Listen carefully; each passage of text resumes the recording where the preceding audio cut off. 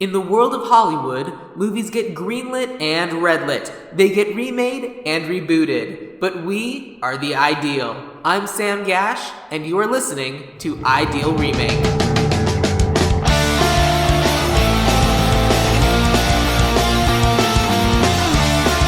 My fellow podcast listeners, we are here to talk about My Fellow Americans with special guest... Kevin Mostellar. Yeah! Yay! So, Kevin, tell the audience a little bit about yourself. So I'm a screenwriter and filmmaker. Work primarily in the horror genre. We have common friends in the improv field. I came from comedy originally. And we've just been making small horror pictures here and there and trying to get bigger budgets for them. That's great. So, do you want to talk? This episode will come out in a couple of weeks. Do you want to front porch this with information where people can go to find your latest project, or do you want to do that? We can. Unfortunately, our project will be premiering before this podcast lands. Right, so, but then afterwards, people can go online and like and favorite and do all those things, right? Yeah, at some point, my company, Borderline Criminal Productions, which is on Instagram under that name, you can find us there. We've got one film in the festival circuit called Swipe Left that's making its rounds right now. It'll be online probably by the end of the year, I'm hoping. So it's got to do its little festival circuit run before we can put it on. They have rules about those things. So of course. Well, so we're going to be talking about a movie today that's pretty far away from the horror genre. Yeah. So that's why I was honestly surprised that when I posted asking, like, who do I know who's super into this movie, that the response, really the most positive response was from you and a dude who lives far away and is therefore complicated to film with. Or record with, excuse me. So tell me how you first saw My Fellow Americans. So My Fellow Americans for me was a video store find. My dad was a huge Jack Lemmon fan growing up. What is the name? What's Glengarry Glen Ross? Glengarry Glen Ross, and then also the one with Marilyn Monroe. Some Like It Hot. Jesus, I was just talking about that yesterday. Oh yeah, yeah. That was I don't know why that was such a hard pull for me. That's shame on me. Was it yesterday? I don't know. I was just talking about it with because of the ending where it's nobody's perfect. Yeah. Because it was at my writings group because we were talking about it as a good ending for a sketch that I've got, and they're right. But Some Like It Hot's a fun movie. Oh, absolutely. Still, it holds up. It's hilarious. Absolutely.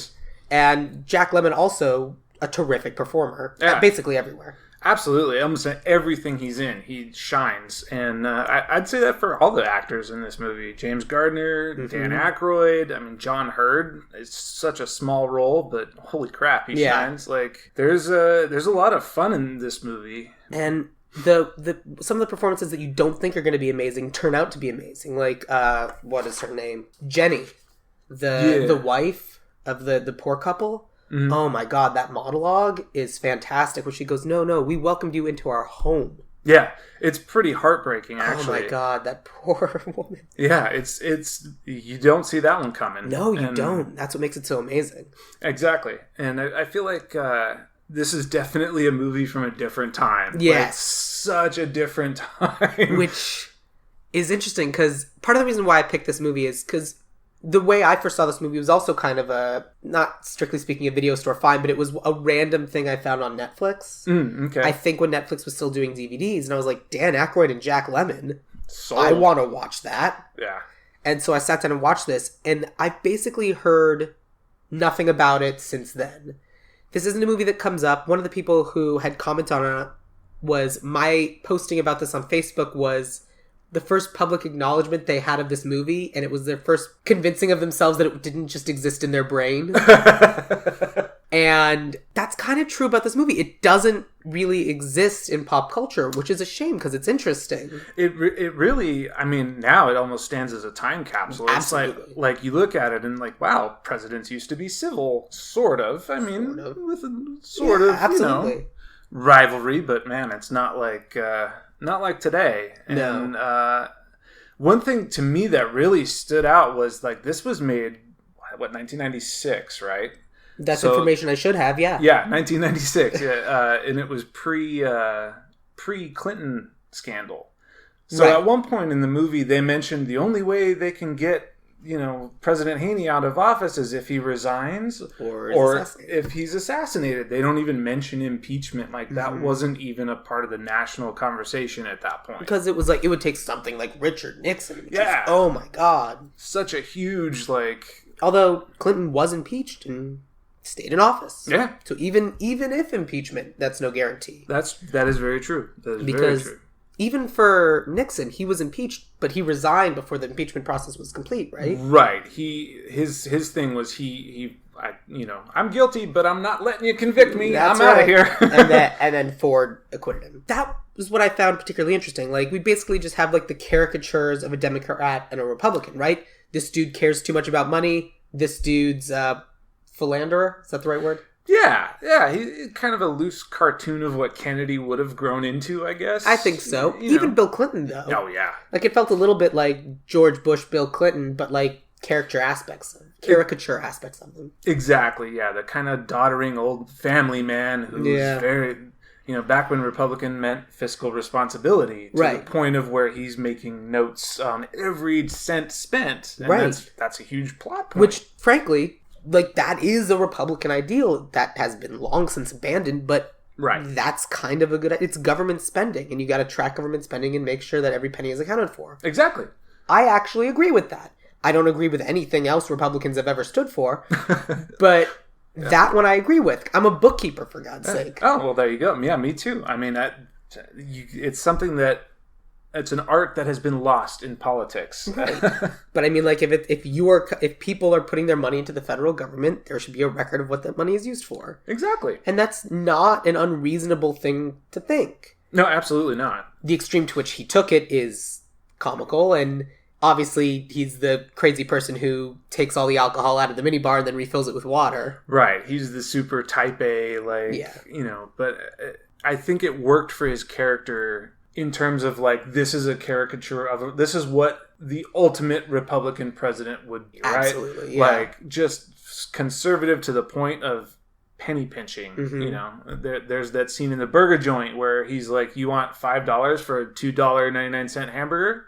That's just like the Democrats always borrowing $5 for something that costs $2.99. Yeah, that is such like a a Republican line. There were so many of those, but that was the one that stood out the most. That was a good pull. Thanks. I'm born 88. I grew up in the 90s a little bit, but I still kind of have that aspect of... Because, I mean, the vice president Ted Matthews. Yes. Good white guy name. Yeah. I mean, he's basically the Dan Quayle. Yes. He's just the dummy VP. Yep, right down to, like, mispronouncing words. And it's a great tagline of his. Yeah. Oh, absolutely. They never knew it would be me, but all of my dumbness, it was just a facade.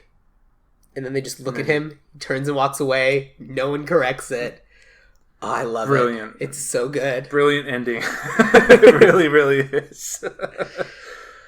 But that doesn't exist anymore because it existed a little bit with...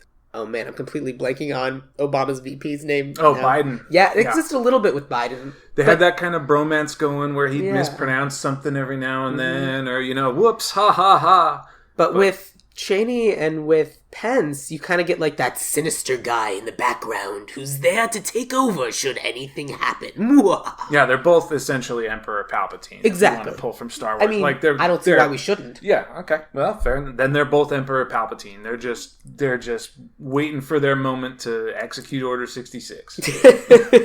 Another good pull. Now we're referencing bad Star Wars movies. Look, there are concepts that work. It's just the execution that was bad. Exactly. But then how does this work? So we've got a comedy about politics, and political comedies, as of late, don't really exist. Like, when I was looking at my writer-director, really the best ones we have recently are Veep. Yeah. And Death of Stalin. Wow, Death of Stalin, that's a good pull. I actually have not seen that one. Neither have I, but I wanted to. Yeah, exactly. And the what was there. Yeah. Just the drive and the availability, less so. Which is kind of, I mean, in a weird way, a message about how far we've come from this era where we can sit in a theater, despite your bias, despite whoever you vote for, right? You can still watch a movie about a Republican and a Democrat. They're both fish out of waters. They're both, bumping up against each other, and it's hilarious. Whereas now it doesn't quite work. I feel like too many people would get upset if you tried to pull something like that. It would be normalizing people who are actual villains. Exactly. And in a way, it would almost be a villain movie, like from start to finish, and there wouldn't be any redeeming anything about any characters. And like, to me, the really, really funny part, just watching it, and then mind you, it's probably been 20 years since I've seen this movie. I watched it this week specifically for this podcast, but it's been probably 20 years. Yeah. And watching it again with that much space in between, good God, the scandal in the movie that they're going after is basically an embezzlement scandal, right? It's like a payoff. kickback. Yeah, kickback. That's like, basically nothing. Yeah, that's like small potatoes, yeah. man. That happens every day now. Yeah, we basically like take that for granted. Yeah, pretty much. Or to the point where it's like it's become established as like a thing that happens. I mean, that's what super PACs are, right? Mm-hmm, exactly. I don't remember what the Koch brothers make their money from, but I bet it's something like this. It's pretty much, essentially pretty much, kickbacks and grants and they just little how you do's. Yeah. I mean, that's basically the political process. Yeah. And I feel like we're all just more aware of it now.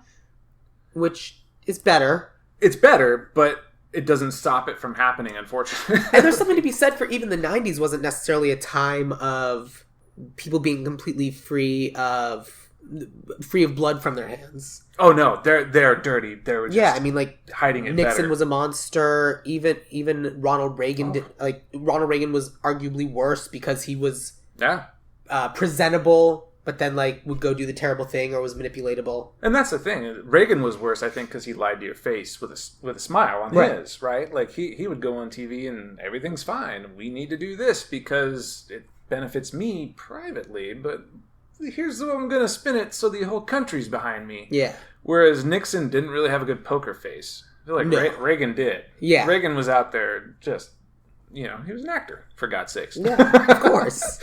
So it's interesting to see in a movie like this, basically we have the ideal Republican, what we think of them as, and this is who they should be. Right. But also and then a caricature of a Democrat. Exactly. But even him, is kind of a little bit idealized in the sense of, no, he didn't really have any positive aspects.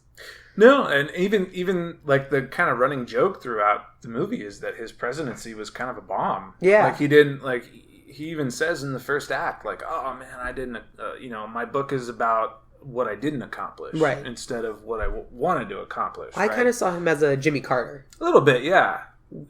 A little bit, but a little bit, in the sense that he's they're basically one-term presidents. They've got the one-term George Bush Sr., the one-term Jimmy Carter, essentially matched a little bit. Pretty much, yeah. And if you think about it too, it comes out an election year, so it could have been a Clinton caricature as well. I feel like I would never think of Jimmy Carter as a philanderer. No. I mean, I don't think so. No, I don't think so either. If there's anyone who's an ideal of what a good politician should be, it's Jimmy Carter, which is the tragedy. Exactly. He's a philanthropist, not a philanderer. Well played. But, man, he's still alive and he's still building houses, right? Yeah, he's in his 90s. It's unbelievable. I mean, he's one of those guys that if he stops, he's gonna die. So he's got to keep going. Absolutely. Which is great because he's doing good work. Uh-huh. It's not like he's out there creating evil. So then, let's say they were going to try to remake this movie now. What do they do? I have a pitch, but I'm interested to hear what your thoughts are before I potentially taint them with mine. So my thoughts are, this is definitely a tough one to remake now. Yeah. Definitely one that you kind of have to handle with kid gloves, if you know what I mean. Absolutely. I think to remake this movie today, you would probably have to acknowledge the fact that there is somebody batshit crazy in the White House. That would have to be, because the whole original plot is that, we have to team up to stop this guy because he did something a little dirty and he's trying to blame me, right? I feel like now it would just be, we need to stop this guy at all costs. So like, let's put aside our differences and get to work. Right. I feel like the comedy would probably come naturally if you cast somebody, to kind of play. Now you would have to do it as George W. Bush and Barack Obama. I mean, I feel like that's the only way you could acknowledge that in 2018 to a movie like this. I mean, rather. But again, we kind of have to ignore the horribleness, and I would say kind of make it a little more zany and a little more edgy as well. I mean, I think that's accurate. Unfortunately, like there's nothing funny about what's going on in the White House right now. I mean, because then otherwise you get to the full point of like satire. But like everyone's made the point that like things that happen on SNL, things that happen in The Onion, those are now interchangeable with real headlines. I know, and that's the scary part is I can't tell what's real and what's a joke. Like, yeah. So how do you make a comedy out of that? Whereas this movie was very clearly sending up like straight-laced politicians, right? Yeah. They've got some demons in their closet, and who doesn't, right? Right. But now it's just utter chaos. But it's also very much the politicians. They're just like us. Yeah. Yeah, and it really does sometimes seem like we're living in an Onion article. And look, it's the darkest timeline, but we're going to do the best we can. All right. My idea that I'd been toying with, but I don't think works just as a sheer premise for the movie was, I thought it would have been more interesting if it was the person who lost the primaries and the person who lost the general election. Because one of the things that I found interesting leading up to the movie is, here's a thing. 4 years later. 4 years later. 4 years later. 3 years later. Right. Movie. Right. Whereas if you do something where it's like kind of all happening at once, building up to something, couple months, they all look the same in the movie. But, I mean, 12, 15 years have gone by. And that's the jarring part about the opening of this movie is it starts off with a win, and then 4 years later it's a loss, and then 4 years later it's another lot. So I did the math just out of curiosity, and it looks like it takes place in 2007. Okay. Made in 1996. Got it. Because it was like a 4-year term, and then 2000 would have been President Gardner, James Gardner's character, and then 2004 would have been start of Dan Aykroyd. Yeah. And then that takes place 3 years later on his last election year where he's going to start campaigning, right? Or not his election year, on his last year before the election. Which is why they go through all this, because it's, oh, well, we're heading into an election year. This kind of scandal could cost you your next term. But, yeah. Yeah. Because if it had been like year 1 or 2, well, we can bury it by then. Sure. But no, it has to be year 3. Which is an interesting that they did that, but also it was a bit hard to keep track because it's throwing you literally like almost 15 years into the future. Yeah. Like the technology remains exactly the same. That's what I was going to comment on too. Is like the world hadn't changed at all. No, it's definitely it's still 1996, which is why I was like it would have been like in 1985, and then they still kept referencing George Bush, Reagan. Jimmy Carter, Reagan. Yeah, referenced everybody. Yeah. Up until Clinton, yeah. And then we also have the issue of how do you deal with the fact that Republicans are villains now? Yeah. They are. Yeah. Period, the end. Democrats aren't necessarily heroes. It depends on the Democrat. Right. But it'd be interesting to have it's basically a buddy cop movie with Hillary Clinton and Bernie Sanders. Huh. And that would have been interesting. But because I don't necessarily want to watch the Hillary Clinton Ted Cruz movie. Oh God, no. Which is the original pitch, like the person who lost the primary and then the person who lost. Because in my heart, I want it to be two Democrats, but it just doesn't work that way. Unfortunately, it doesn't. I mean, if you look at Hillary and Bernie left of center and then center. Yeah.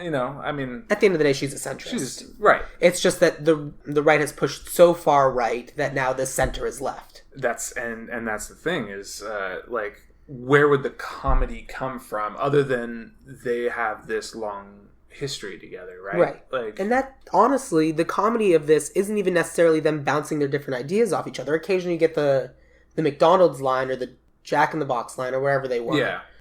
But it really was just these two people hate each other. Let's stick them in a room together and watch what happens. Right. The fact that it's got a political backdrop is kind of irrelevant to the comedy of the movie. It's just these two people hate each other. Ha ha ha, they're stuck together. Exactly. And I feel like, so because I'd wanted the pitch to be, well, I want it to be two Democrats, but that it doesn't work, and especially you can't call it my fellow Americans anymore. They have to be past presidents. Exactly. To me, I feel like to kind of do this thing today, it would probably have to be somebody kind of old school of like, this is not what the Republican Party that I knew stood for, right? So to me, that's what why he would want to go stop what's going on in Washington today, and why they would want to team up. Almost somebody like Ford in a way of like a little bit, yeah. He's just Republican just meant fiscal conservatism, right? Or it just meant less government intervention. You know, somebody who still holds that ideal, but isn't like complete batshit villain. Let's just take all the money for us and put people in camps, right? Yeah, and I feel like, I mean, unfortunately, the subject matter isn't all that funny, but you would want to take those two and kind of run with them. And somebody like Bernie Sanders, who is very far to the left, and wants, you know. So here's my pitch. I think we need to have an Obama and a George Bush type. Mm-hmm. Obama, because we should have someone like that. We need a hero. Right. You can't not make this movie now and acknowledge that either. But also, man, the original one's pretty whitewashed too. Yeah, and I actually stuck with that because it's politics in America. It's pretty white. Mm-hmm. And so it's one of those rare movies where I was like, well, I should make more of these characters white, which I almost never do on this podcast. Right. Like, I was having a conversation with a couple of previous episodes, like, do we have any white people? We've got one. I'm okay with that. That's okay. But I do think we should have a George Bush Jr. type. I agree with that. And the reason why, A, because he's stupid and that's funny, but also because I think that that gives you two opportunities. One, I think that the new president should be his former vice president.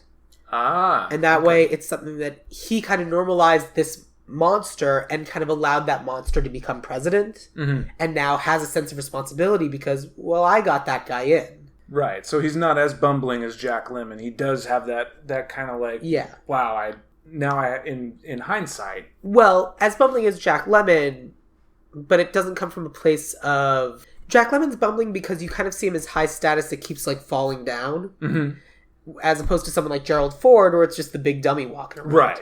Right. And even with George W. Bush, what does he do now? He paints pictures, and they're not good. No, they're not. I'm not sure what I mean. But that's what I think would be funny. Like, you kind of parody that, but then all of a sudden he has to come to terms with the shit that is his fault. Right. Which, I mean, we kind of all want to see anyway. Yeah. And that's what I would like to see. So I do think it needs to be two past presidents, but I think it needs to be the idiot Republican who made way for the evil Republican, and then the Democrat who's just like, I tried so hard. Yeah. That's not far off from my pitch, too. Cool. In that I definitely had somebody who was like a George Bush type who had, you know...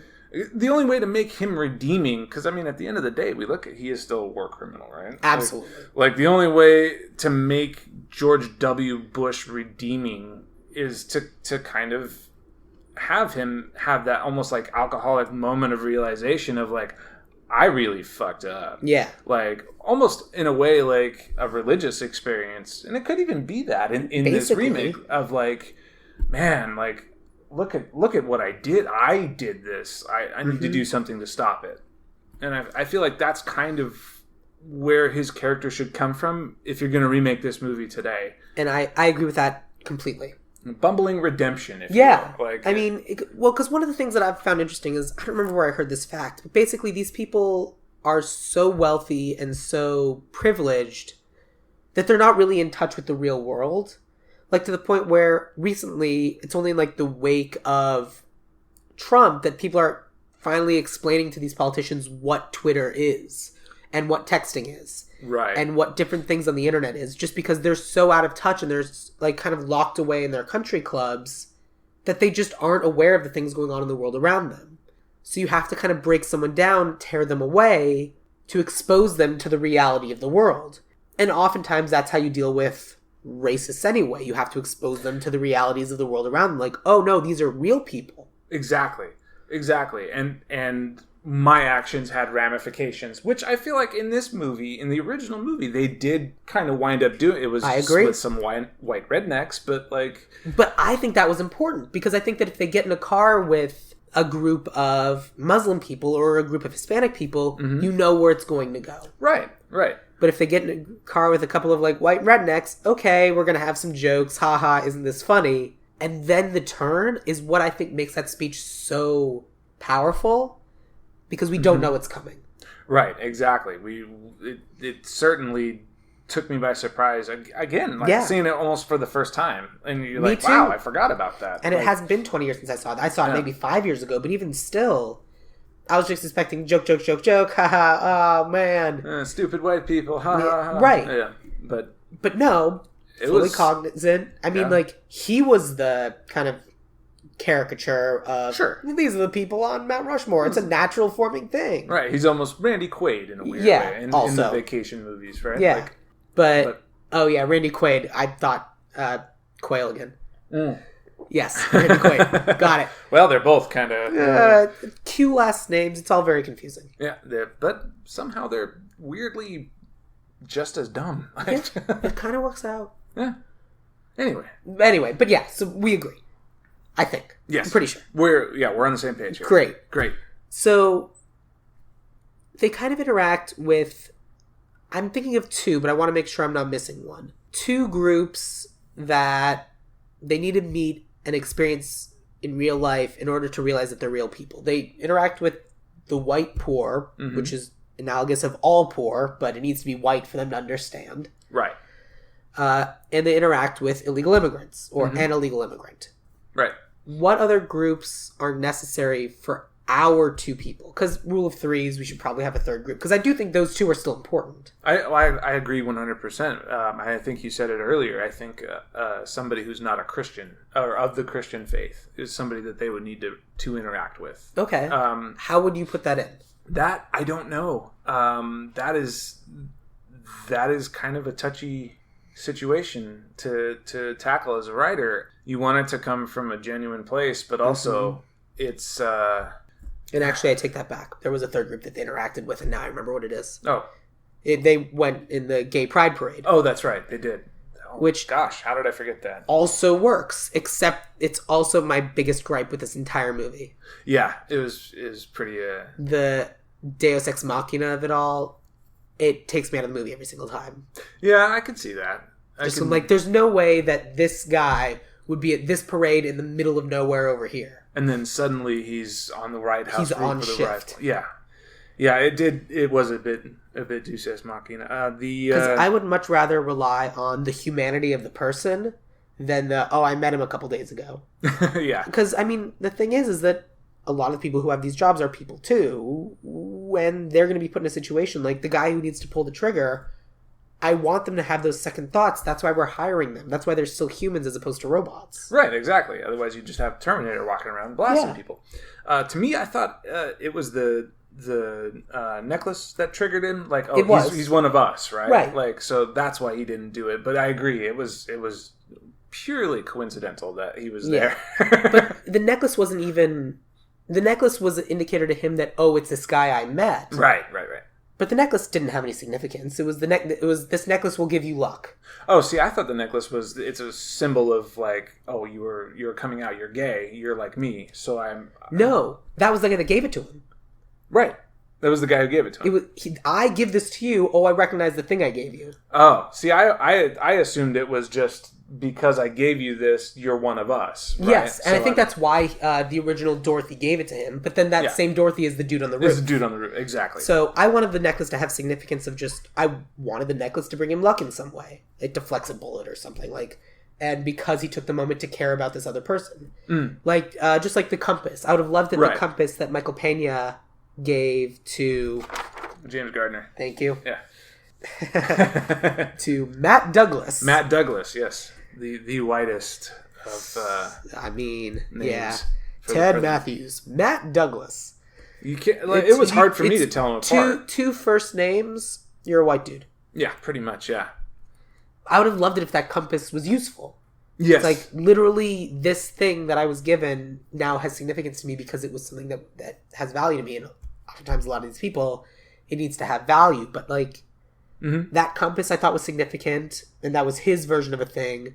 The necklace was significant, but it wasn't personally significant, because there's no reason why the Jack Lemmon character had any idea that the necklace was seen. He had no idea. Right, exactly.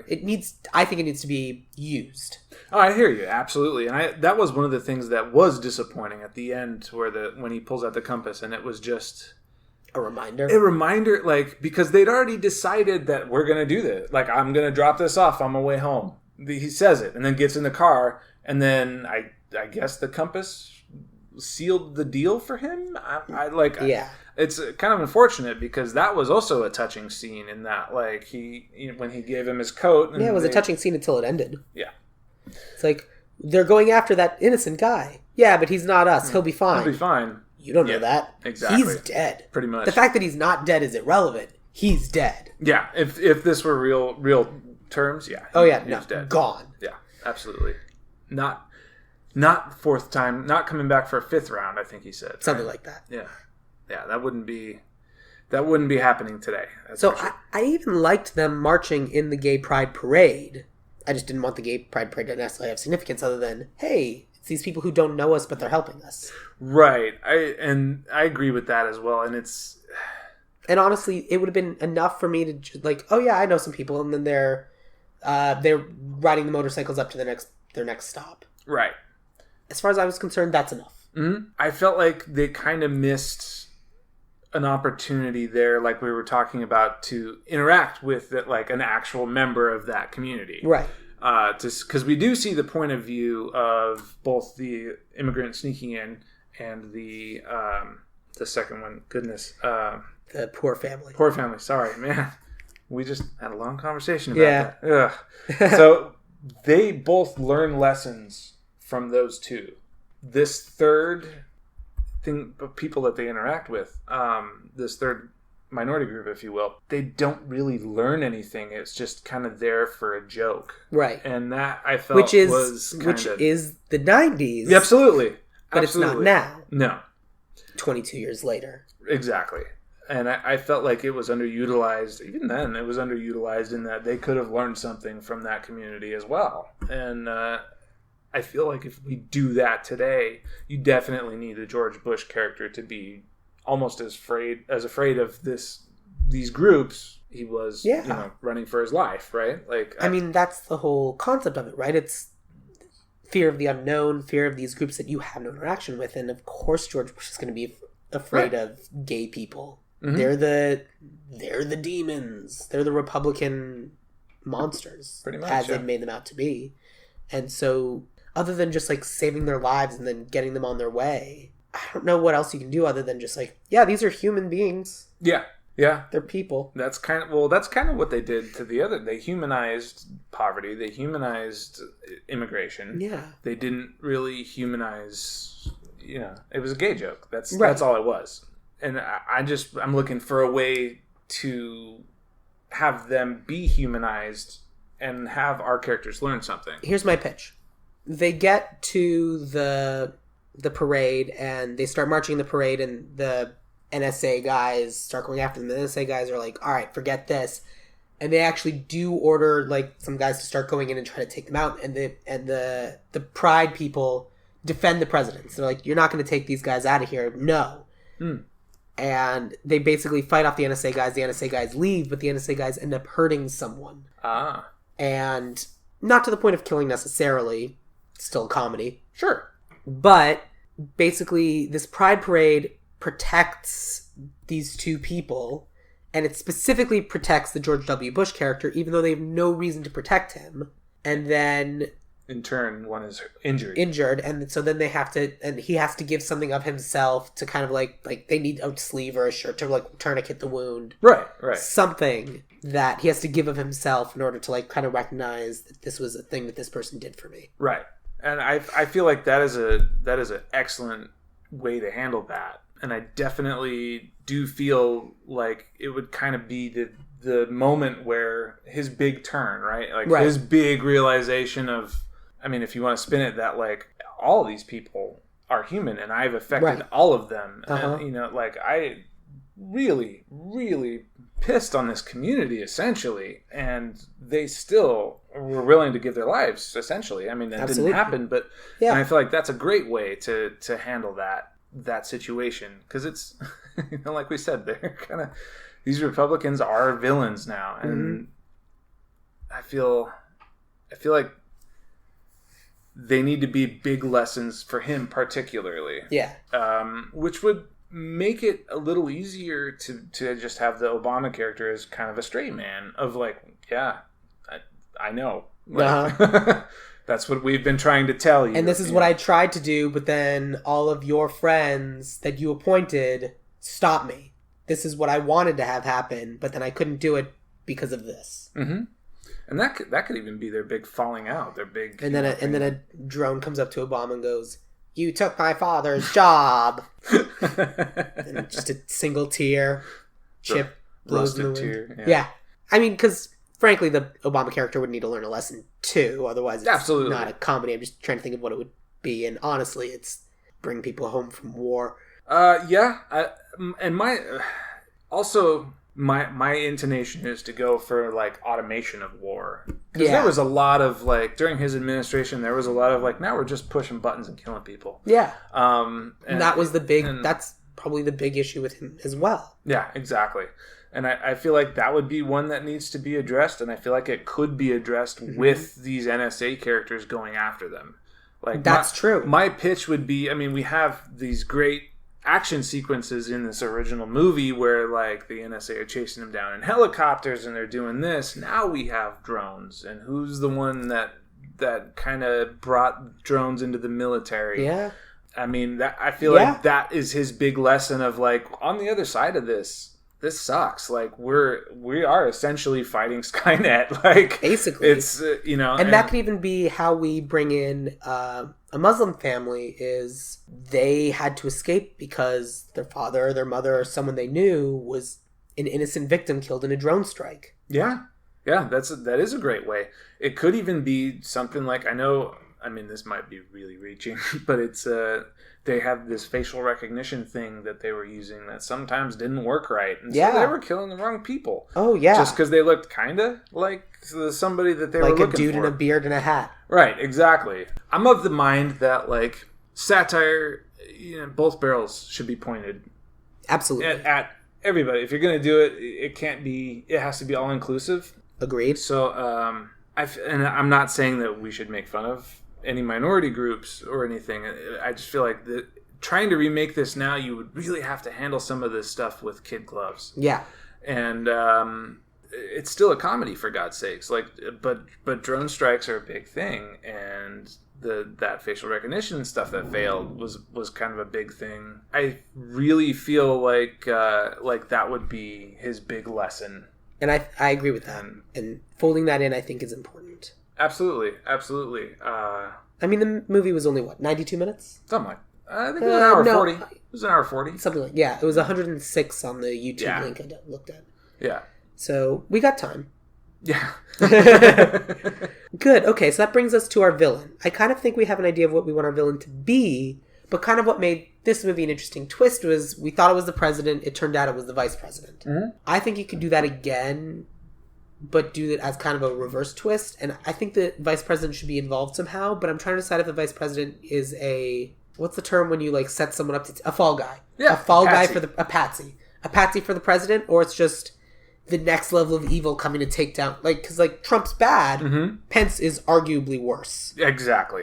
So is Pence a fall guy for Trump, or is Pence the next level of evil? That's a good question. My pitch actually was, he mentions it in the movie, is that the next guy, once they pull the vice president, the next guy is the Speaker of the House, and there has been a lot of talk about this as well. If we get rid of Trump and we get rid of Pence, you're stuck with Mitch McConnell. Yeah, and that's not good.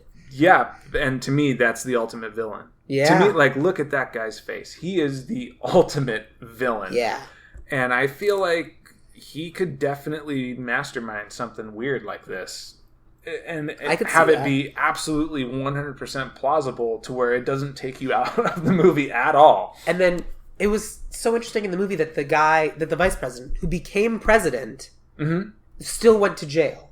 Right. And that's such a fiction. He didn't go to jail. He just resigned.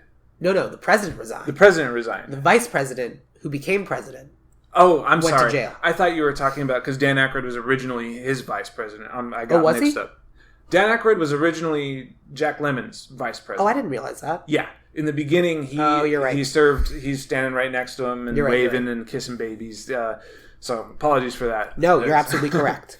So the John Hurd character goes to jail, which is, something that we kind of would all like to see now, right. I mean, we absolutely would, but it's also kind of a fantasy. But then to like take out the 1, 2, and 3, that would have to be something. I mean, I don't even know what that could be anymore. I know that's like man, what dominoes fall. What's the scandal? That's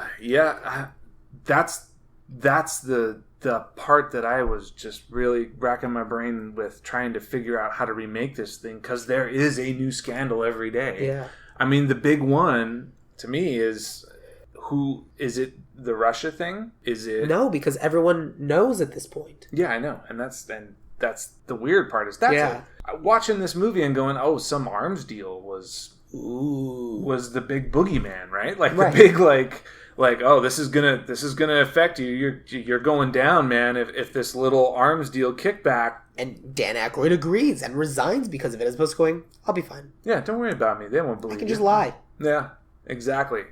So trying to come up with like a big plot point that would be bold enough to take down 3 people. I mean, it would have to be something pretty epic. The only thing that I can think of is kind of a V for Vendetta level scandal. Yeah. Like, literally, they killed a bunch of people. But the problem is, it can't just be children, immigrant children, because obviously that's not enough anymore. Right, and that's the thing. It needs to be Americans. Even like this immigrant children thing, this is still a comedy that we're talking about. Yeah. Like, how do we make this funny? I mean, I guess it does need to be Americans. So it needs to be something so outrageous that it's funny, but slightly true. Like honestly, we've run out of something, and so all 3 of these people have conspired to invade Canada. Oh, interesting. See, my take would be, and now just brainstorming with you. Yeah. So the ultimate middle finger would be kind of getting our ass smacked on the world stage, right? So it would have to probably be some sort of military engagement that was embarrassingly bad. So, maybe they do try and invade Canada, and Canada just kicks our ass, but not in a way of outsmarting us and just embarrassing to where nobody dies. But it could literally be that. It could be the extrapolation of the drones. Yeah. It's a full drone-only invasion automated of Canada. And so Canada walks out, pushes a button, they all get EMP'd, and now all of a sudden we've lost billions of dollars. Billions in technology just in the ground. Gone. And someone has to cover for that. Right. It could be that I feel like that would be quite the embarrassment on the world stage, where we try to take out one of the most peaceful countries in the world and are immediately just smacked right out of the sky. So we lose a bunch of money, we lose a bunch of technology, it's globally embarrassing, and someone has to pay the price for that. And so it was going to go to the fall guy, but now they're kind of all infighting and trying to figure something out. And then that invasion was covering up for some other scandal, which is... Right, that was this week's look over here while we were doing this, and now we don't have a look over here. So... Because that's the interesting thing about these people is, especially the people in the Republican Party, they're kind of put on a pedestal, and as many tomatoes as you can throw, you can't hit them. Right. But you hit them once, they get taken down. Pretty hard, too, which is great. But yeah. I mean, what's the list up to this point of people who've been arrested, jailed, indicted? Yeah. Is it 14? Something like that. Something like that. It's a record number, though. Yeah. Not to mention all the people who are around. Right. And so it's like one of those things where all of a sudden you hit them once, okay, so you can hit them again, and again, and again, and again, and again. And that's why I'm having trouble figuring something that's so big that would take the president down, because we're losing guys left and right. Right. And It has to be something ridiculous, but at the end of the day, you have to rely on the humanity of the people who actually are able to prosecute. Right now, we can't. Exactly. Which is why, unfortunately, like when the was it the Wall Street Journal or the New York Times dropped so here's all his tax evasion, and guys. Crickets. Just. I was having a conversation with my WGA mentor, and she was talking like, yeah, they released that the day of the Kavanaugh hearing. Of course no one was paying attention. We have other things to deal with that day. Yeah. You release it a week later when it becomes the news story, then it becomes the news story. You release it, great, it's released. You can't re-release it a week later, which they did. Yeah. It's already out there. It was already crickets, now it's old news. And it was paved over crickets. Yeah. So. And you just can't. So it needs to be, you can't release it on a busy news day. No. And the unfortunate part is what day is not a busy news day anymore. So it's a real question. It would have because you keep hearing about like the busy news day, all this stuff's happening. Oh, while you were all looking over there, they did this thing. Yeah, they pushed through another tax cut. Yeah. So the climax of this movie. This episode comes out in a few weeks. I sure hope everyone voted. Yeah, I really hope so too. Please, I hope this is something that we're looking back on and like, okay, things are starting to get better. That's part of the reason why I wanted to do this episode, because like I got to do something for the election related, but at the same time, I'm like, will people be able to listen to this episode? It's a real question. Yeah, anybody's guess at this point. But I do think that the kind of climax of this movie does have to be on a world stage as well. It does. I would feel like the only way that because it wouldn't have had to be in the 90s. But it does now. It does now because like Americans were a little more like, oh, that guy clearly doesn't have our best interests at heart. He's taking money behind. The UN laughed at him. Right. Oh. Oh, we're not talking about that anymore? I'm sorry. Whoops. Must have been a slow news day. Yeah. But yeah, I mean, I feel like it would have to be some level of like that. But how do you heighten the entire UN laughing at you? Like, where do we go from there? Pretty much the top. Yeah, I know. And like that would be as a writer, that would be like, okay, well, it's this big grand presentation in front of the UN, the entire world's watching, and he still found a way to be like, screw it, we're gonna. It would have to be something where like the UN and everything that is like globally placed in like New York or something left, and they went and they established a new home somewhere else. That's not a bad idea. A big physical representation of a shift in world power, because everyone talks about how Trump is no longer the leader of the free world. Now it's Angela Merkel. Mm-hmm. No keys got handed over. No hat was moved. Everyone just kind of says that. Right. But the UN is still here. Still located, in New York. But if you move it, a lot of people in the United States wouldn't care about that, but globally they would. But a lot of people in the United States wouldn't care about that. It's tough. I know. It's tough. But we kind of have a sense of what we want the movie to be. Let's start talking about who we want to portray our characters. Okay. And we kind of named a lot of different people. Let's not worry about casting that. Let's just kind of cast the people we have. Okay. I don't know how many people you pulled in casting for. I kind of went through the IMDb list. The full list? And I did most of them, the ones that made sense. So I did most of the big ones. I skipped a lot of little ones because I was like, I don't care. Yeah. There was a lot of minor characters which could potentially lead to cool cameos. Like, to be perfectly honest, like the female news reporter. Yeah, what was she for? That was a big one to me. She was so underutilized. They could have really made a big splash. And I see what they did when they were writing. Like they were writing for her to come in and, kind of leak the news story. And then I think in the third act, they were like, well, that's what everybody thinks we're going to do. So what we should do is this big grand thing, right? Where these two guys go on one final adventure. So, I mean, it was fun, but man, she was really underutilized. And they all hated her. Yeah. Everyone did. Everybody. Just because she's the news reporter who tells the truth? Essentially, yeah. I mean, which is good. She was kind of Rachel Maddow. She's kind of in a weird way a Rachel Maddow. Honestly, yeah. But even Rachel Maddow is a little bit overwhelmed with the things that are happening in the world now. Like, Flint still doesn't have water, and that was her big thing. So even, breaking that news story doesn't necessarily do anything anymore. Right. Which is just great. That actress's name was... Oh, that was Lauren Bacall. No, But no. it was Celia Ward was Lauren Bacall was Kramer's wife. Yeah. Yes, she was Kay Griffin.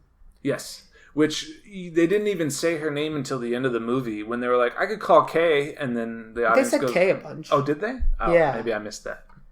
Like, but it was like, oh, just Kay. Sure. And then like they referenced another reporter. Like, I don't have a word for my favorite reporter. Yeah, it's this. When you see this person, let him know I said that. Yeah, exactly. I didn't, for some reason, it didn't dawn on me that Kay was her name. Maybe they needed a better name. I don't know. She was a nothing character. Yeah. I'd like to see more with her, but we're already adding enough to the movie. And I didn't recast her because she serves no plot purpose. In the movie as it exists now. Right. And especially because I think in this point, the original movie, it was all about, well, we got to uncover the thing and do the thing. Right. In our version, I think it's about the characters learning a lesson. I think... It would definitely have to be. Sorry. Please. It would definitely have to be about them learning a lesson. Which kind of, I mean, if we throw in a B story somewhere with this reporter where she's kind of hot on their heels. Yeah. And could leak the wrong information. That could be interesting too. I'd buy it. Like, she is the pawn that allows the fall guy to take the blame. Right. Like, she plays into the hands of our big evil villain. Absolutely. Unwittingly. Absolutely. But she's played too in the end.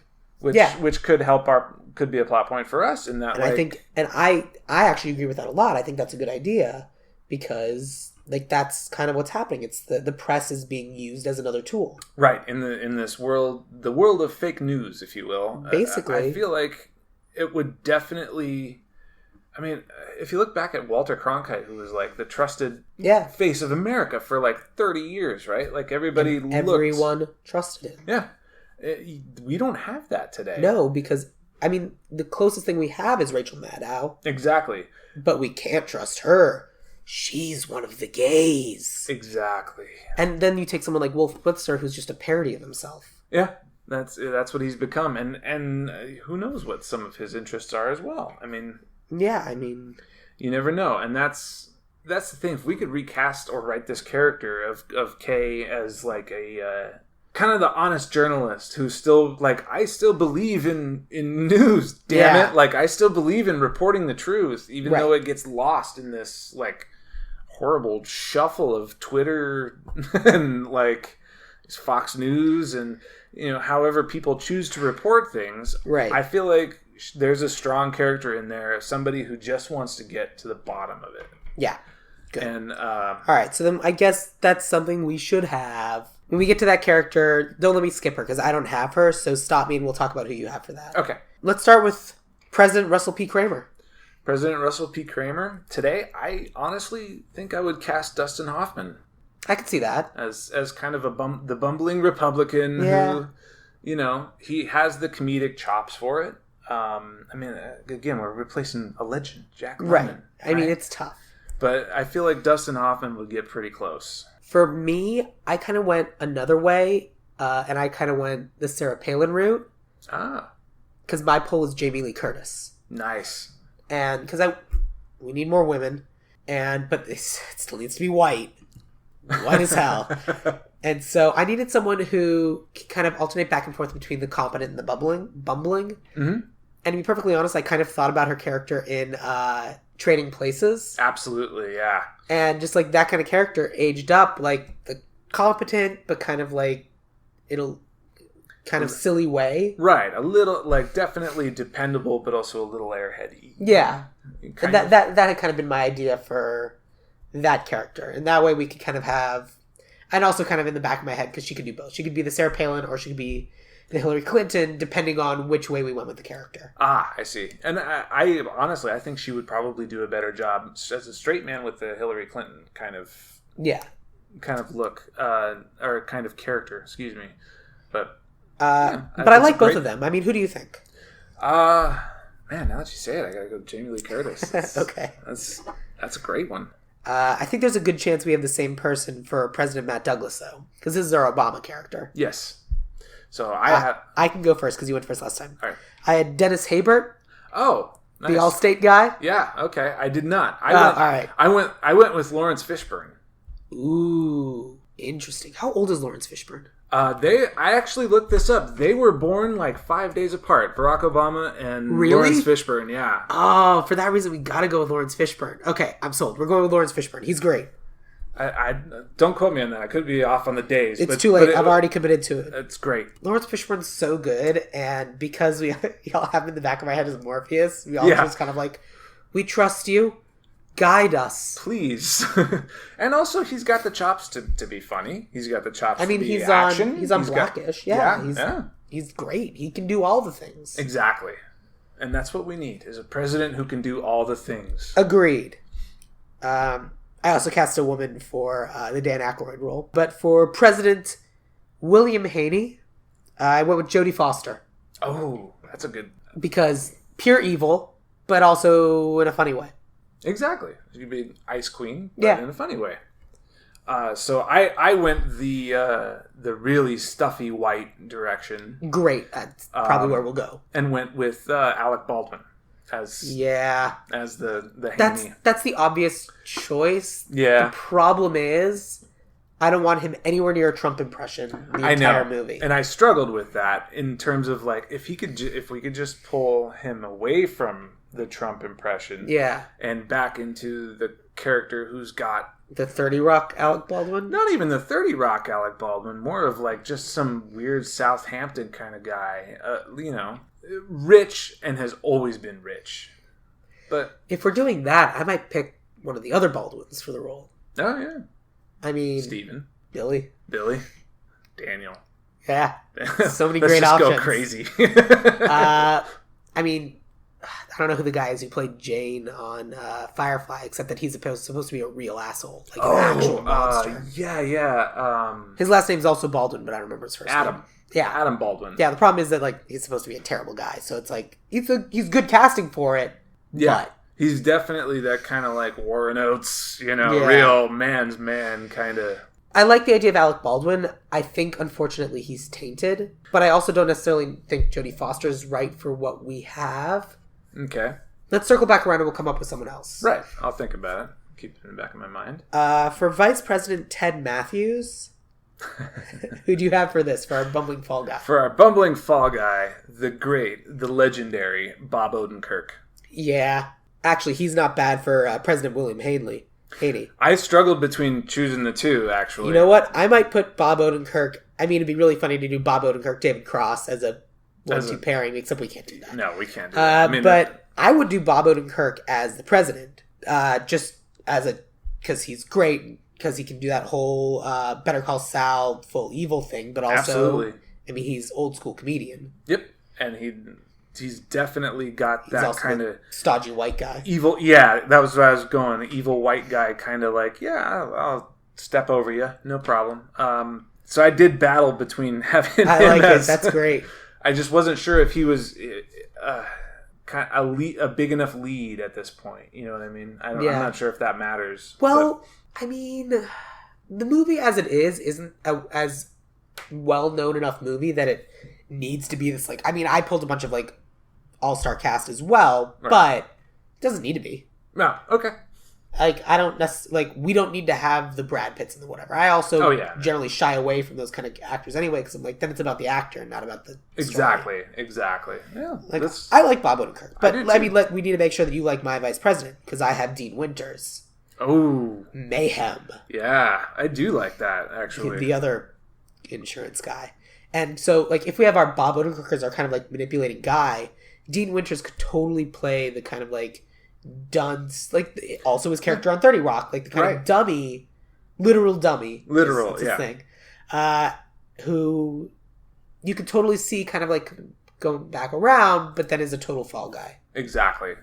He thinks he's weaseling his way up. Yeah, but... He thinks he's smart. Like, no. We're just setting you up on the tee. Yeah, exactly. Oh, yeah. Dean cool. Winters. Let's do that. Let's do it. More white guys. Less women. They would need to fall, right? I mean, yeah, of course. This is an administration that hates women. Yes, absolutely. So I sure hope everyone voted. Anyway. So one of the other characters we haven't really talked about at all is Wilford Brimley. Yeah. Because he was so good. He was great in this movie. Like, definitely one of my favorite Wilford Brimley performances. He was so, like, he handled that character so well. He was so stately, and then at the drop of a hat was, like, ready to torture a guy. Well, he wasn't actually... he wasn't ready to. But I didn't realize until, like, I saw, that's just a pin. Right. I was like, oh, I get it. And I was like, oh, man, Wilford Brimley was good in this role. Like, he did a great job. Absolutely. And I don't know. Because I remember, the first time, I remember there being a twist and like, who's the fall guy? And I was like, is it Wilford Brimley? It might be. I don't know. In a weird way, I'd watched that whole movie twice going like, why wasn't Wilford Brimley the guy setting it all up? Because, man, he seemed to really... I could see him being in on it and being taken down as well. Absolutely. And I feel like in our version, we might need that. I think so, because I think that's important too. Even playing field, right? Yeah. In this remake, we got to have some Republicans fall and some Democrats fall. And we always talk about how, like, whoever the head of the DNC is right now, whose name I always forget. Yeah, I can't remember. Sorry. And, like, how there was a moment where he was like, well, if one of the Democrats has to vote for Kavanaugh, it's not the end of the world. And everyone was like, no! Yeah, it is the end of the world. That is the end of the world! Oh my god! Yeah, exactly. And he just still did... because he's another rich white guy who just doesn't get it. Yeah, because he probably is another Kavanaugh. He probably is that guy. Like, no, I don't see any problem with what he did. Like, and that's the problem, is those are the people in there now. So that's also the problem. Yes. So that leads to my casting for Wilford Brimley. It's a guy who now is the exact same age as Wilford Brimley when Wilford Brimley played that role. I know, right? But I mean, you would never know just looking at him. Because Tom Cruise... Tom Cruise is frozen in time. Yeah. I went with this specifically for that joke, just because the whole big joke right now is, oh, well, Tom Cruise is the same age Wilford Brimley was when he was in Cocoon, and look at the difference. Man. Also, yeah. Yeah. Yeah, well, I guess, I mean, Wilford Brimley wound up being the spokesperson for diabetes. Right. And Tom Cruise is jumping out of airplanes. And is the spokesperson for Scientology. other things. The important thing is, we also love Hollywood and the establishment and would like to succeed in it. Yeah, hooray. All of it. Oh. Uh-oh. What did we do? But that's kind of the joke. So, like, right. I don't know if he would get it, but he's kind of the face of kind of a smiley establishment, but could also be darker. And Tom Cruise only plays the good guy. Yeah, very rarely. So I could totally see him being the one who were like, okay, yeah, he's the good guy. He's on our side. He's not. We don't care. He doesn't care. It's just about staying in power. It's not really matter who's at the top of the chain, just as long as he's in the chain getting fed. Exactly. And Tom Cruise definitely has the face to do it. Yeah. Right? He has that kind of weaselly Paul Ryan look to him, if played right. Right. If played correctly. He could definitely kind of... You could see him throwing you under the bus in a second. Just the perfect level of charisma and smarminess. Yes, and we are talking about him as an actor. You have great acting skills. We don't think of you in this real. Everyone we know who's ever met you says nothing but positive things, and you remember them forever, which is both charming and terrifying. I agree. I mean, I really hope I'm not on that list. Yeah, right. Who did you have for Joe Hollis? So for Joe Hollis, I went with somebody who could be equally as smarmy, but also is probably the same age and shows it. I went with Danny DeVito. Oh, interesting. Why? Well, why for me? He has this great turn in some mostly the movie Death to Smoochie. If you've ever seen that. A long time ago. He has this great turn where he gets you on, just has that bullshit salesman kind of spiel, gets you on his side. And to me, in this movie, the only purpose, in the original one rather, the only purpose that Wilford Brimley had was to set the lead on his journey. I can see that. I think you're right. You don't see him for a while, which is why I thought natural conclusion that he would come back and be kind of the mastermind of it. Right. To which Danny DeVito kind of has that smarmy, like, yeah, man, you should really do it for the party. You should really, the party will definitely consider you if you pursue this, and then wind up being the guy behind the whole thing. I can see that. Or being involved in the whole thing, because he definitely has that. He definitely has that kind of look to him, and that demeanor of like. Yeah, he'll turn on you in a hat, stab you in the back, and have no problem with it whatsoever.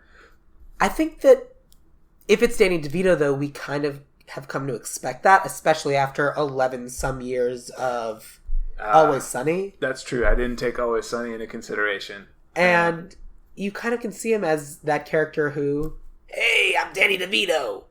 Shank, shank, shank. Yeah, pretty much, yeah. Okay, yeah, well, I'm sold with Tom Cruise. Absolutely, it's not as much of a home run as or Danny DeVito is not as much of a home run. I mean, I love Danny DeVito. I think that he's great for a lot of things. I just in a place like DC where it's all about looking like John F. Kennedy. Yeah. Oh, he would thrive, and he would definitely be an excellent villain if he took the turn of he's the guy masterminding it all. I mean, he would basically be the person that his character as the Penguin wanted to be. Yeah, pretty much. Yeah, exactly. I can see that, but the problem is we know too much Danny DeVito. Like I saw The Usual Suspects for the first time. Okay. Within the past year or two. And it was one of those things where, having seen it for the first time, I knew who Kaiser Soze was right away. Right. Because it's been just so kind of... he's had too many roles since then. Yeah. So, not anymore. Yeah. Thank God. Yeah, good. Let's talk about Kay Griffin. So, for me, like we discussed, I feel like there was a missed opportunity with her in a potential B story of her chasing a story, being the only person kind of on this journey of truth, and in that I feel like somebody with some good comedic chops would be perfect, and so I chose Maya Rudolph as this she'd be great minor character who's funny but also real good at getting the dirt. Yeah, Maya Rudolph is really picking and choosing the things that she does recently. Right. And it's been really... I mean, obviously she's amazing in The Good Place. Oh, absolutely, yeah. But she's even if it's a silly project, she's always good in whatever it is she's doing. Yes. And I think Maya Rudolph would actually be really, really good at this role. She definitely would shine, and especially in something as absurd of chasing after two presidents across the country, right? Like, I mean... we haven't really established what the points would be, but I feel like that would be a fun game of cat and mouse of them not only trying to evade this reporter that they've kind of evaded their entire careers, but now also she needs to become an ally at the end. And it's hard to break that old habit of trying to dodge the press. Exactly. And I think Maya Rudolph is a really smart choice for that.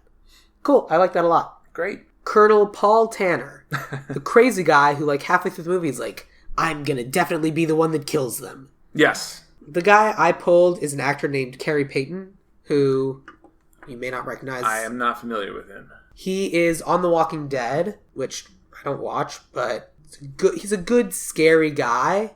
But at the same time, he's also the voice of Cyborg in Teen Titans Go. Oh, really? Okay. And he does a lot of voice acting, and so he's also, like, clearly a fun person, because he's like, cyborg, and he's in a movie called Little Bitches, and he basically is like Cyborg in a bunch of different things, and he's in Big Hero 6, and he's in The Lion Guard, and I think that he's someone who looks scary but can also be fun.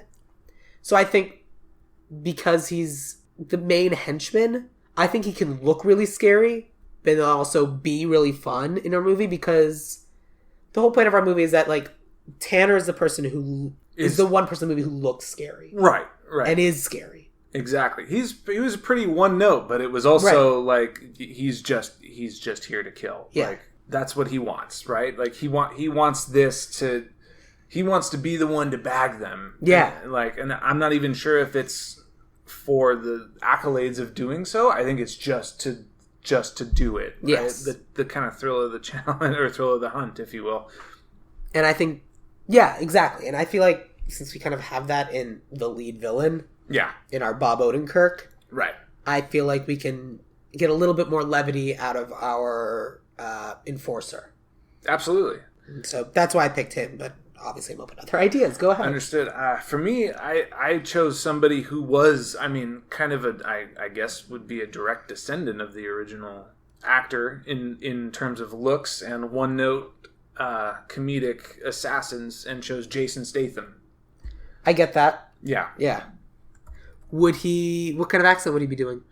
I think he would, for purposes of this movie, would try to do a southern accent. Try to bring it a little more terrifying, if you will, a little more. Because I don't think he could be British and work that high up in American Secret Service. No, I do really think that he should definitely have some sort of southern kind of drawl. Not necessarily fully hiding his voice, but I feel like in a movie like this, the audience would need a recognizable face there. And I did have I had multiple choices, and I just... For him specifically? For this character specifically. Okay, tell me who your other ones were. So my other ones were, and going back and forth depending on who we wound up making our leads being, Keegan-Michael Key was one. Yeah. Craig Robinson was one. Remind me. Craig Robinson, the big African-American fellow from... he was in Pineapple Express. He's in... The Pontiac Office. Bandit. Yeah. Craig Robinson's great. Yeah. I can't see him murdering anyone, but he's great. Well, that's the charm of it, though. He kind of bumbles his way into murdering him. It really depended on who we wound up with for our leads. Yeah. All right, stumbling over my words there. I like Craig Robinson a lot, but I don't think we can use him. Well, have you ever seen Pineapple Express? Yes. His character there kind of sold it for me, where I don't want to kill you, but I'm gonna. That was kind of fun. And that was one of many. I like Jason Statham better as a pull, just because he's the person who's I got this high up in the NSA and the whatever, because I got the job done. Right. And he definitely feels like that one note, almost like Schwarzenegger-esque, just killing machine. Yeah. I don't know. I like both him and I like Carrie Payton, and I don't know who the deciding factor should be.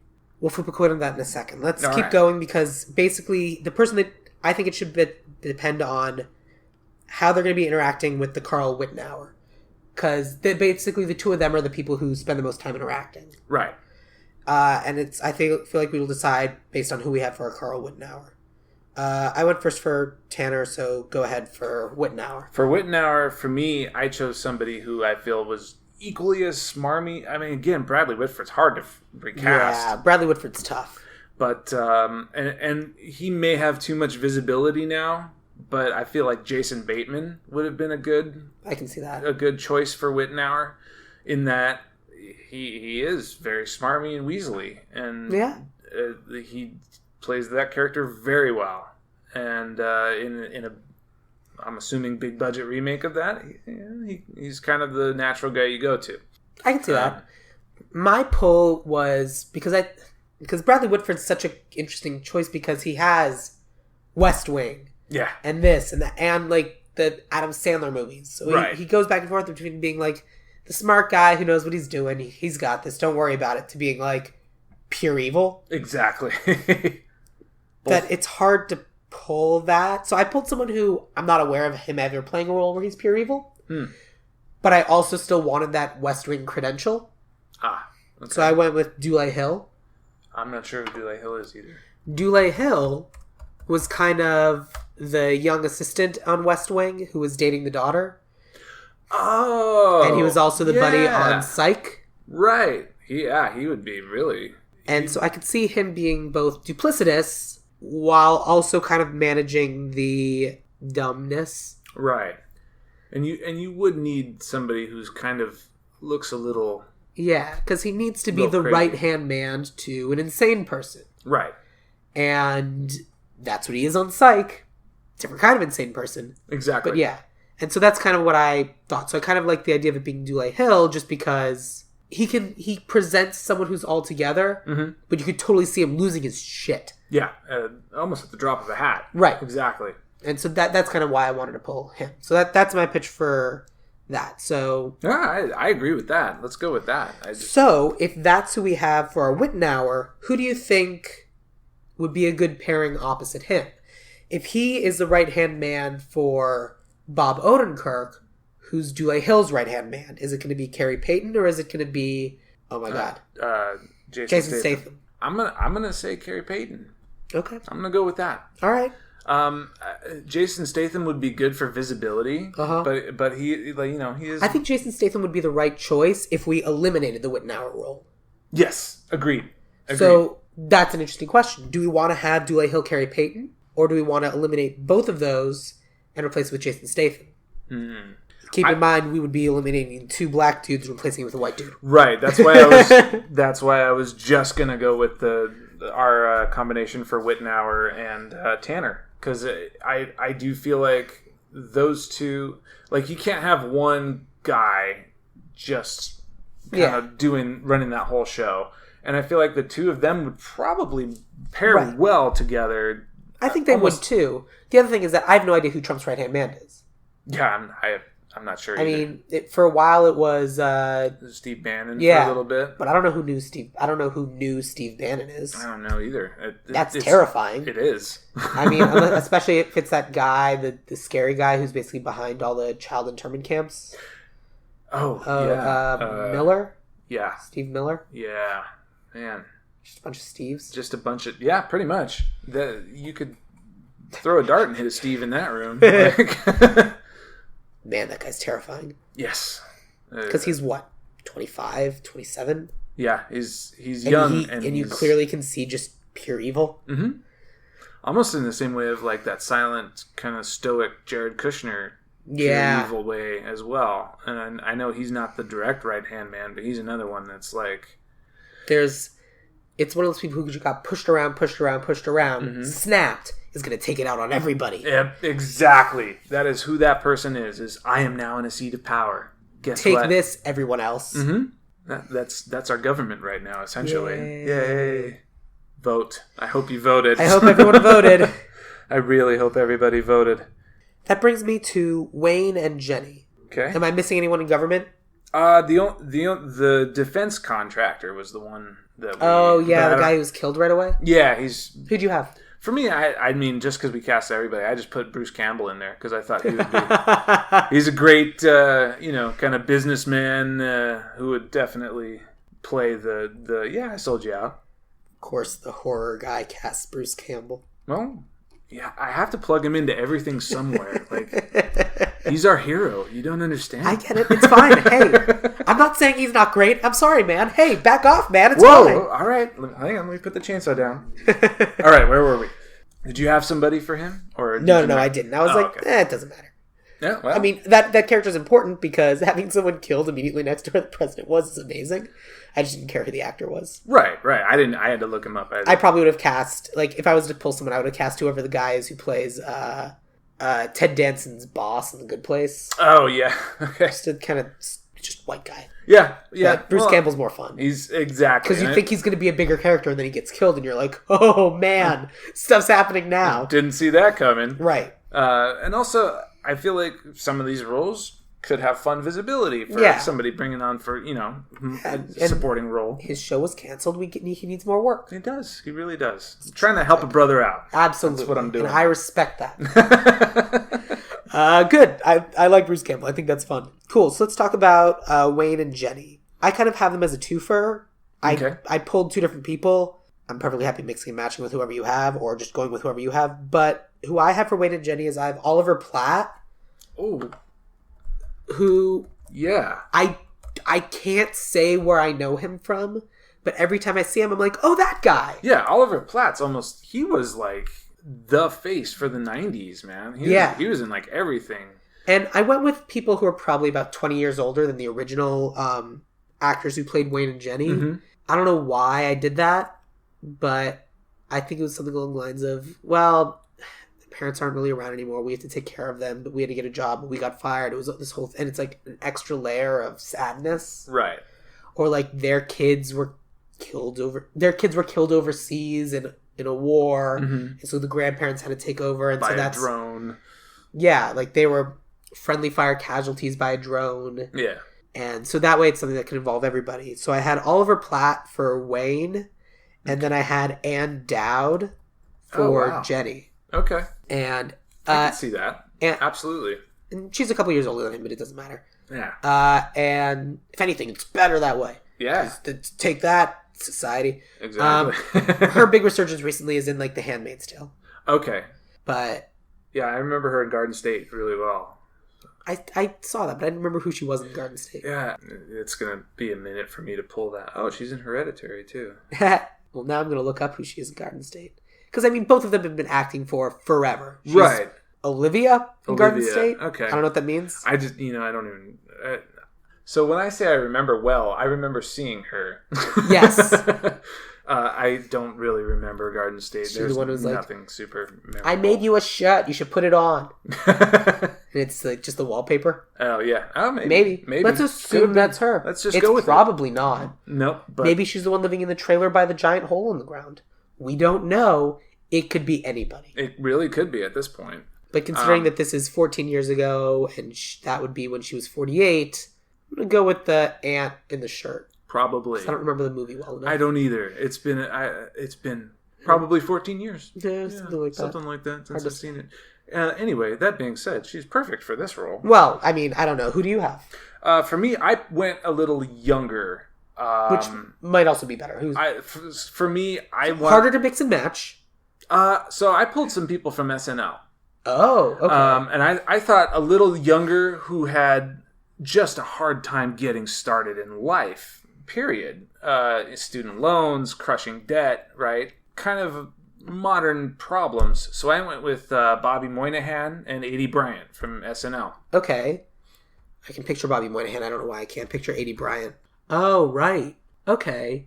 She comes up a lot. Everyone, I don't really watch SNL anymore, but everyone who I talk to who references her always says how amazing this actress is. Yeah, she is really has a great range. I respect what she can do. Her character work on SNL is usually pretty broad, but it's kind of what we need on this. Right? And I think especially for the two of them to all of a sudden have this dramatic, like they're comic, and then to have the dramatic turn. I like your casting more. I think we should go with Bobby Moynihan and Aidy Bryant. Okay. And for me, my big thing is if it's a new couple or newer couple who just can't even get started, and a lot of people are that now. Yeah. And I feel like these two older statesmen, if you will, who had a massive effect, both positive and negative, need to see that. I think so too. To bring them both down to earth. So. And I think like the concept of student debt is very, very real. Absolutely, yeah. And to have people who are just like crushed by it is even more real. Like I'm still paying them off. Absolutely. I'm 35. Yeah. It's not unreasonable to think of that as something that's like, and just like so many people are just teetering on the edge. They're one sickness away from utter destitution. Absolutely. Absolutely. That's the world that we live in, and I feel like it needs to be acknowledged if we're going to bring this. I mean, and so I think your casting is correct, and so I like Bobby Moynihan. I like Aidy Bryant. Okay. The only other character I have now is the character played by Michael Pena. Did you have anyone else that I'm missing? No. I mean, other than like the truck driver or like some ideas for G-Men, Let's talk about the Michael Pena character. Okay. Did you recast the character? I did not. I actually thought it would be fun to keep Michael Pena. Interesting, because for the Michael Pena character, I cast Michael Pena. Oh, look at that. We're on the same page. Yes. Great. Well, especially because I think it'd be funny if it's like, it's now 14 years later, 24 years later, whatever it is, and he's like, or 22 years later, he's like, I'm now on attempt 33. I just love this country. I gotta get in. Yep, exactly. That's all I want. I'm on this. That's all I want from him. And it's a Michael Pena character. They can only be played by Michael Pena. Yeah, pretty much. Exactly. That's the exact conclusion that I came to. Is like, you can't recast this guy. No. It's too much fun, and also it's a fun nod to have this kind of like, from the original. Remember that guy? No, but it's great. No. And then, I don't remember what happened to my compass, but I got lost a bunch of times. I really needed that compass. This coat really kept me warm for years, though. Yeah, something like that. Yeah. It's just in tatters. It's now completely black. It Maybe. could be. Yeah.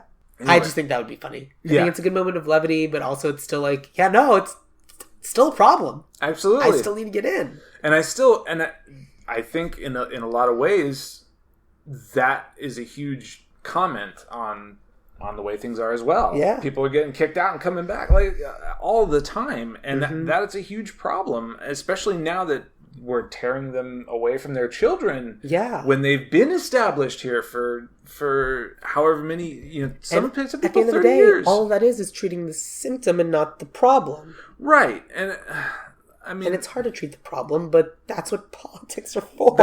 That's what we're electing these people to do, though, is to fix the problem and not just kickbacks. Yeah, not just kickbacks and kickouts, because that's not okay. Nope. Did you want to talk about the truck driver for a little bit? So for me, the truck driver, I just thought it would be a fun cameo type role to have Kathy Bates come in and play that role. Okay. Why Kathy Bates? Well, she fit the bill of the original actress, and also she's still around, by the way. She know. was in a bunch of different... Like, you see her and you recognize her instantaneously. She's in something right now that I can't... She was in 2.5 Men, and then I think she was in... she was in The Greatest Showman, wasn't she? Yes, she was. Wasn't she the bearded lady? I believe so. And she's also recurring on something now. I can't remember off the top of my head. But because she was in The Greatest Showman, I want to say American Horror Story, but I don't know if that's right. It might be. But for me... Oh, yeah, no. Oh, no. That's Kathy Bates. Kathy Bates is in American Horror Story. Yes, yeah. So then, of course, yes, she's perfect. There's that, but there's also... I feel like she can bring a broad character into it as well. Yeah. Kind of an over-the-top. It would be fun to see her kind of do what she did in... what was that awful comedy in the mid-2000s? Rat Race? That movie's so bad. I know. It's so bad. But she was like the shining moment. I'm that sure weird she squirrel is. lady. I don't remember. No, that's fine. That movie made me so mad. Yeah, it made me mad too. And then 10 years later, I sat down and watched It's a Mad, Mad, Mad, Mad World. And it's the same thing. No, It's a Mad, Mad, Mad, Mad World is good. Yeah, I know. It's amazing. Yeah. That's what I mean, though. It's the same plot. It's the same plot, but then it doesn't work. No, it doesn't. Which is a and real without shame. all those amazing comedians, too. I mean, come on. Ugh. Yeah. There are some people who like Rat Race, but they're wrong. They are. And if you're listening, you're wrong. Sorry. I'm sorry. But I also can never talk about it because there's too many cast members. We would die. Yeah. It's that movie. It's like that's a movie that probably would be good to do as an episode, but there's so many things. That would be a 5-hour episode. Yeah, it's. I was hanging out with some friends last night, and they were like, "Well, how about you should redo Love Actually?" I'm like, "I would love to. I don't have 4 to 5 hours to talk about it." Exactly. Yeah. It's too many things. There's just a lot that you'd have to compensate for, Yeah. I guess. But I think Kathy Bates is good casting for the truck driver. Okay. Yeah. I mean, she's kind of a nothing character. Yeah. And I felt like, why not go big and have a comedic moment with her? And basically she is the setup for the Michael Pena character. Exactly. And I don't necessarily have a problem with that. It's just, you get a couple of jokes. And if you really wanted to wrap it around again, you could have somebody pardoning her at the end. Yeah. Or something. Yeah. True. It's just loose thrown out there. So. I think she's got what it takes. Great. You hired. So, that leaves us with our writer-director.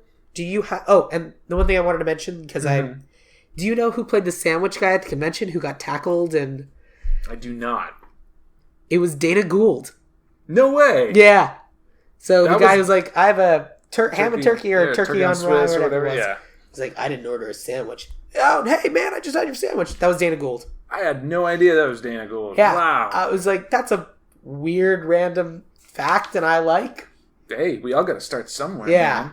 Delivering sandwiches to presidents. It's the sort of thing where I would have been like, well, then Dana Gould is a good director, but I actually think I can do better for director. But do Do you have a writer-director, or do you have a writer and a director? So I had a kind of a team. I kind of do too, in the sense that they are both writer-directors, but I picked one as the writer, one as the director. Ah, I see. Okay. But talk to me about your team.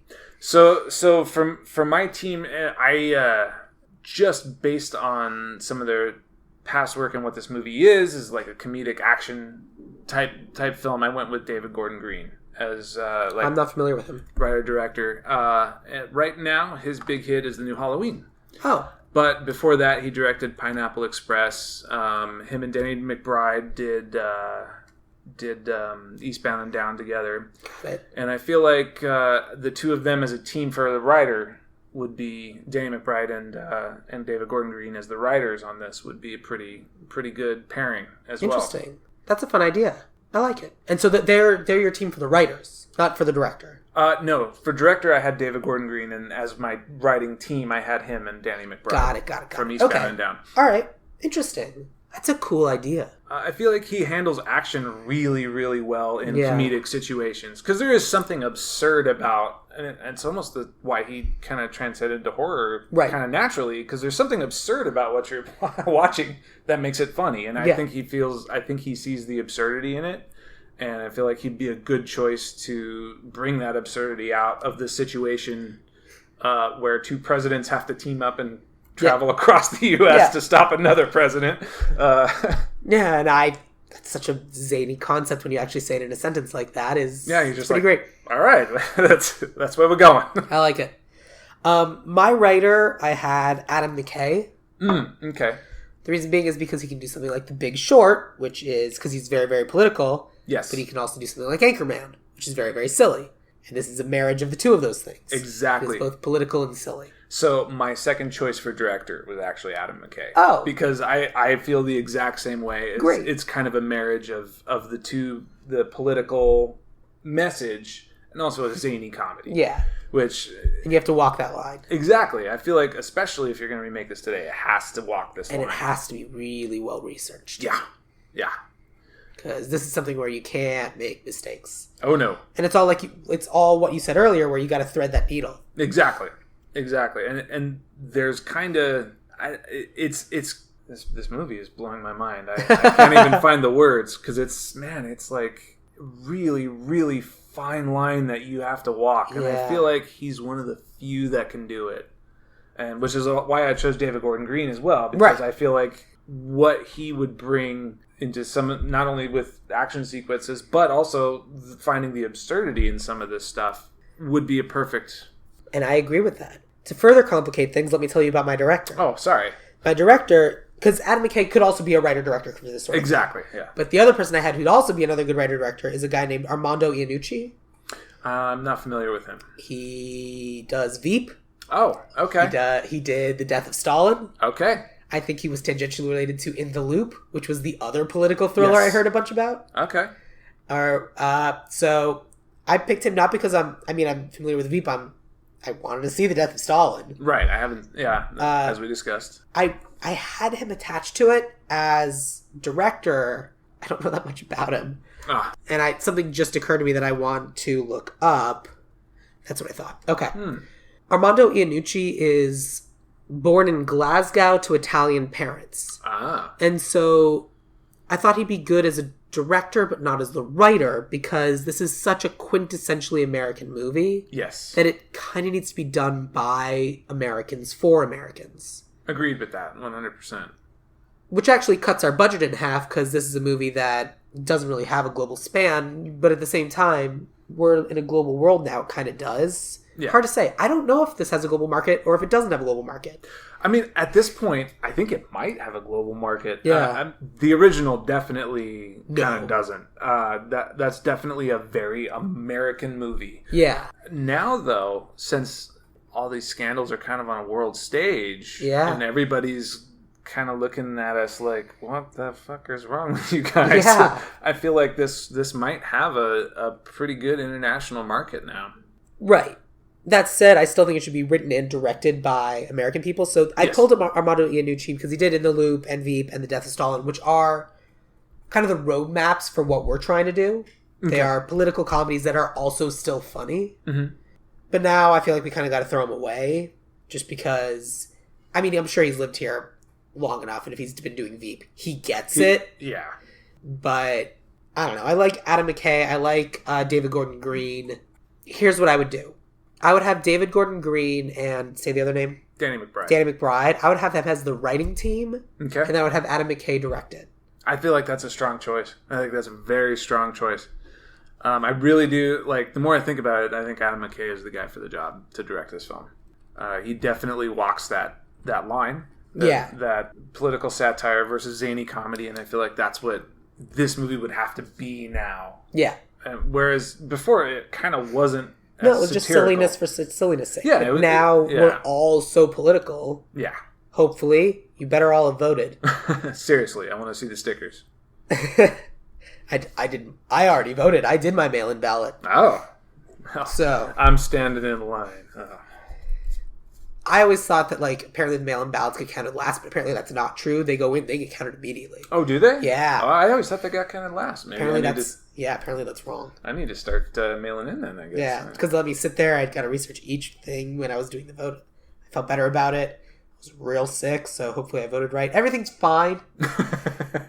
Everything's fine. Except I may have accidentally checked the wrong box. No. When it was, like, between a Democrat and a Republican, I was like, okay, the Democrat. But then, like, everything else was like, well, should this judge stay around? Right. Well, tell me about this proposition. Yeah. How about rent control? Yeah. That's a very California thing. It is. It's important. All right, great. Are there any other roles or things that we should be talking about? I mean, I don't think so. Originally, like, the original movie was a very John Peters movie in a weird way, in that it was just kind of a comedy. Yeah. And I feel like it might need a producer's hand, so I wrote down Judd Apatow as a potential producer, just to kind of guide that, have that hand. They all kind of work together at some point. How political is Judd Apatow? He's pretty political. Okay, great. Yeah. I'll write that down. Yeah. So I figured he would be good as kind of that guiding hand, even if it's just an exec producer role. Yeah. Somebody would be like, yes or no. Sure. I'm not opposed to that. That's great. All right. Other than that, no, I think we covered pretty much everything. All right, cool. Let me run through this list. For President Russell P. Kramer, we have Jamie Lee Curtis. For President Matt Douglas, we have Lawrence Fishburne. For President William Haney, we have Bob Odenkirk. For Vice President Ted Matthews, we have Dean Winters. For Joe Hollis, we have Tom Cruise, the same age as Wilford Brimley when he first played... Sorry. For Kay Griffin, we have Maya Rudolph. For Colonel Paul Tanner, we have Carrie Payton. For Carl Wittenauer, we have Dule Hill. For our defense contractor, who probably had a name, we have Bruce Campbell. For Wayne and Jenny, we have Bobby Moynihan and Adie Bryant. For Michael Pena's character, who also probably had a name, we have Michael Pena. For our truck driver, we have Kathy Bates. Our writers, we have the team of David Gordon Green and Danny McBride. And our director is Adam McKay. All of this will be produced by Judd Apatow. I give you 2018's My Fellow Americans. Can't wait. Sounds like a masterpiece. Yeah. There's a lot in this movie, but would you go see it? Oh, absolutely. Yeah. Absolutely. If this came out, I would be first in line. I think it would be a lot of fun. And I feel like it's kind of missing. Like, Veep fills a hole. Right, it does. But they don't make these kind of movies anymore. That said, 2 weeks from now, would you go see this movie? Yeah. 2 weeks from now, I would still see this movie. I don't know. We'll see. I don't know. I just don't know. If we're still around. Anyway, go plugs go. What have you got to plug? Well, for right now, plug is our film Swipe Left is playing at the Oregon Scream Week, which will be the weekend of Halloween. Unfortunately, after this will air. Before this will air. I'm sorry, before this will air. My spatial is all messed up. Yes. However, we will be going live with it online probably by the end of the year. So that's exciting. Do you have a website that people should go to? Yes. BorderlineCriminal.com is our website. Love it. Check us out. And if people want to follow you on Twitter, Instagram? I am Kev Mostellar on Twitter and Instagram. You can hit me up there. Why don't you spell that just in case? KEVMOST.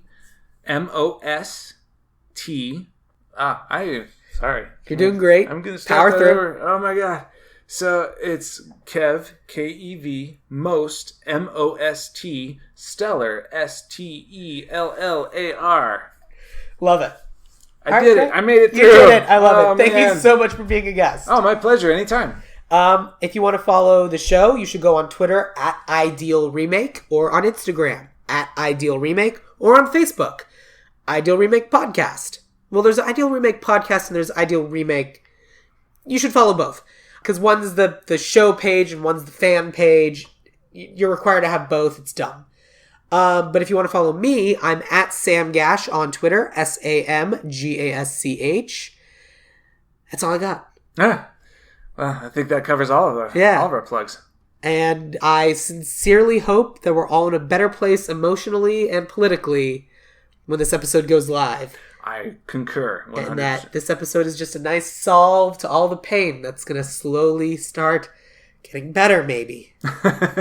It'll be the Band-Aid with Neosporin. Hopefully. That's what this podcast is for. Thank you so much for being a guest, Kim. I really appreciate it. Thank you so much for having me. This has been a blast.